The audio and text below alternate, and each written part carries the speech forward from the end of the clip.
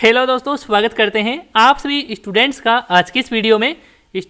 आज की इस वीडियो में हम बात करेंगे कि राजर्षि भर्तृहरि मत्स्य विश्वविद्यालय ने यूजी पीजी के जो एग्जामिनेशन फॉर्म है 2025 के लिए ऑनलाइन भरने शुरू है वो कर दिए गए हैं। तो आज हम इस वीडियो में यूजी के थर्ड सेमेस्टर के लिए एग्जामिनेशन फॉर्म फिल करके आपको बताएंगे। यदि आप यूजी के थर्ड सेमेस्टर के स्टूडेंट्स हैं और अपना एग्जाम फॉर्म फिल करना चाहते हैं तो आप अपना एग्जाम फॉर्म कैसे किस तरह से फिल कर सकते हैं, एग्जामिनेशन फॉर्म फिलअप की जो कंप्लीट जानकारी है इस वीडियो में आपको स्टेप बाय स्टेप आपको देखने को जानने को आपको मिलेगी। तो आपको आज की इस वीडियो को पूरा कंप्लीट है वो आपको देखना है। तो चलिए अब वीडियो को स्टार्ट कर लेते हैं।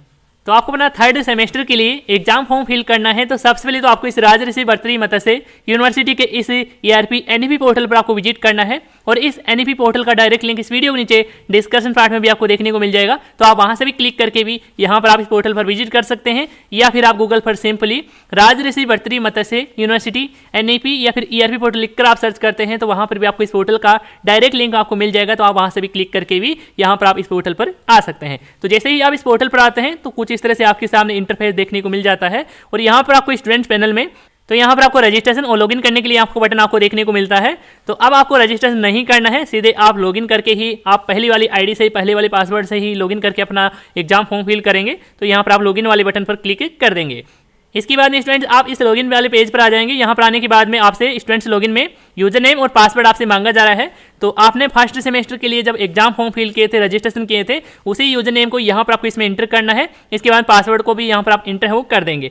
यदि आपको यूजर नेम या फिर पासवर्ड आपको नहीं पता है तो आप अपना यूजर नेम या फिर पासवर्ड आप फॉरगेट भी कर सकते हैं। फॉरगेट करने के लिए यहाँ पर दे सकते हैं फॉरगेट योर यूजर नेम, इस पर आप क्लिक करेंगे तो कुछ इस तरह से ओपन होगा।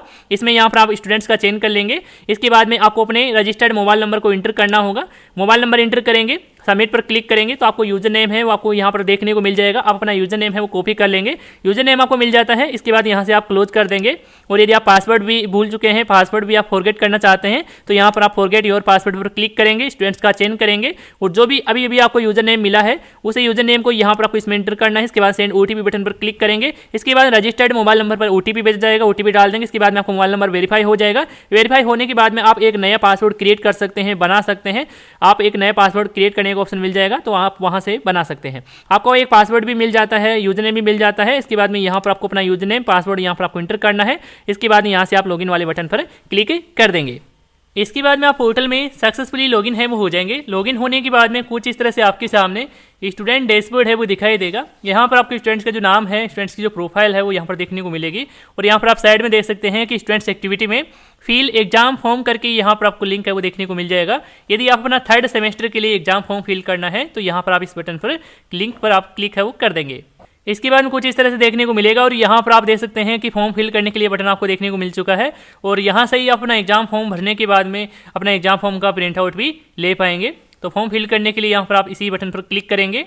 क्लिक करने के बाद में अगला जो स्टेप है वो यहाँ पर कुछ इस तरह से ओपन होगा और इसमें यहाँ पर आप लोग देख सकते हैं कि एग्जाम फॉर्म फिल करने के लिए कई सारे जो स्टेप है वो देखने को मिल रहे हैं। इन सभी स्टेप को आपको एक एक करके कंप्लीट करना होगा। और इसमें जो पहला स्टेप है वो यहाँ पर आप लोग देख सकते हैं इंस्ट्रक्शन के लिए है, यानी कि यहाँ पर जो जानकारी देखने को मिल रही है एक बार इसे आप रीड आउट कर लेंगे। इसके बाद यहाँ से आप नेक्स्ट वाले बटन पर क्लिक कर देंगे। इसके बाद में स्टूडेंट्स अगला जो स्टेप है ओपन होता है पर्सनल डिटेल्स के लिए। यहाँ पर आपकी जो पर्सनल डिटेल्स है, पर्सनल जानकारी है वो यहाँ पर देखने को मिल जाती है। यदि आप अपने डिटेल्स को चेंज करना चाहें तो यहाँ से आप चेंज नहीं कर सकते हैं, केवल यहाँ से अपने डिटेल्स को वेरीफाई कर पाएंगे। तो अपनी डिटेल्स को एक बार वेरीफाई कर लेंगे, चेकआउट कर लेंगे, नीचे की तरफ आएंगे और यहाँ पर आपको सेव एंड नेक्स्ट का बटन आपको देखने को मिल जाता है। यहाँ पर आप इस बटन पर क्लिक कर देंगे। इसके बाद में अगला स्टेप ओपन होता है सब्जेक्ट डिटेल्स के लिए। यहाँ पर अपने सब्जेक्ट आपको चेंज करना होगा। पहले तो आपकी जो मेजर सब्जेक्ट है जो आपकी फर्स्ट सेकंड सेमेस्टर में थी यहाँ से आप सिलेक्ट कर लेंगे। तो मैं इनको यहाँ पर पहले सिलेक्ट कर लेता हूँ। इसके बाद में आप नीचे की तरफ आएंगे। नीचे की तरफ आएंगे तो यहाँ पर देख सकते हैं कि मल्टी डिसिप्लिनरी जो सब्जेक्ट है यहाँ पर आपको देखने को मिल जाती है। तो आप जो भी रखना चाहते हैं आप अपने अकॉर्डिंग सिलेक्ट कर सकते हैं। लेकिन यदि आप रेगुलर स्टूडेंट हैं जो आपकी कॉलेज में लागू है उसी सब्जेक्ट का आपको चेंज करना है। ऐसे रैंडमली जो आपको सब्जेक्ट आपको बिल्कुल भी चेंज आपको नहीं करना है, नहीं तो आपको बाद में आपको समस्या है वो देखने को मिल सकती है। तो आपकी कॉलेज के द्वारा जो जानकारी दी गई है सब्जेक्ट सेलेक्ट करने के लिए उसी को सब्जेक्ट को यहाँ पर आपको सिलेक्ट करना है। तो मैं यहाँ पर इसमें से एक सब्जेक्ट ही आपको सिलेक्ट करना है। तो मैं यहाँ पर एक सब्जेक्ट सेलेक्ट कर लेता हूँ। इसके बाद नीचे की तरफ आएंगे और यहाँ पर आप देख सकते हैं स्किल अनाउंसमेंट के लिए कंपलसरी कोर्सेज के लिए सब्जेक्ट देखने को मिल रही है। इसमें से आप क्या कुछ रखना चाहते हैं आप अपने कॉलेज से संपर्क कर सकते हैं। जो भी आप रखना चाहते हैं वो आप सिलेक्ट करेंगे। इसके बाद वैल्यू एडेड में भी आपको एक ही सब्जेक्ट का आपको चेंज करना होगा जो भी आप रखना चाहते हैं। और यदि आपका कोई पेपर ड्यू चल रहा है तो ऑटोमेटिकली इसमें ऐड है वो हो जाएगा, अलग से ऐड करने की कोई आवश्यकता नहीं है। यहाँ पर देख सकते हैं ड्यू सब्जेक्ट आ चुका है, हमारे यहाँ पर ज्योग्राफी ड्यू है तो यहाँ पर इसमें ज्योग्राफी ऐड हो चुका है और यहाँ पर आप इसको भी सिलेक्ट है वो करेंगे। इसके बाद यहाँ पर आप आई एग्री करेंगे यानी कि चेकबॉक्स टिक करेंगे। इसके बाद यहाँ से आप सेव एंड नेक्स्ट वाले बटन पर क्लिक कर देंगे। तो जैसे ही आप सेव एंड नेक्स्ट बटन पर क्लिक करते हैं अगला स्टेप है वो ओपन हो जाता है कुछ इस तरह से। अगले स्टेप में यहाँ पर आपको एग्जाम फॉर्म का प्रीव्यू आपको यहाँ पर देखने को मिल जाता है।